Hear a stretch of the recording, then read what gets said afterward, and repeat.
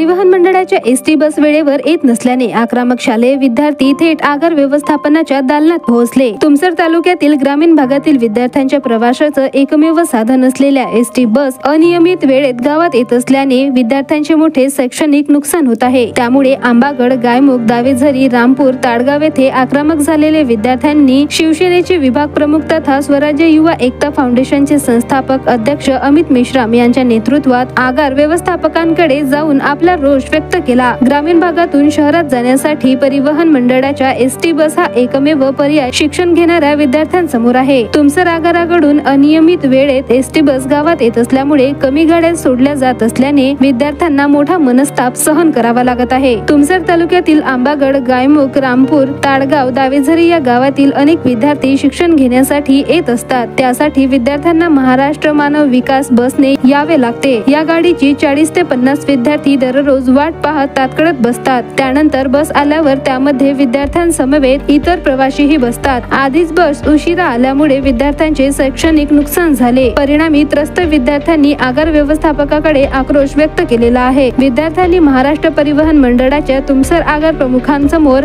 आपल्या समस्यांचा पाढा मांडला। दरम्यान गट शिक्षणाधिकाऱ्यांच्या मध्यस्थीनंतर तसेच एसटी अधिकाऱ्यांच्या आश्वासनानंतर विद्यार्थ्यांना दिलासा मिळाला। एसटी मंडळाने ग्रामीण प्रवाशांसह विद्यार्थ्यांकरिता बसेसची संख्या वाढविण्याकडे लक्ष देण्याची मागणी शिवसेनेचे विभाग प्रमुख अमित मेश्राम यांनी केलेली आहे।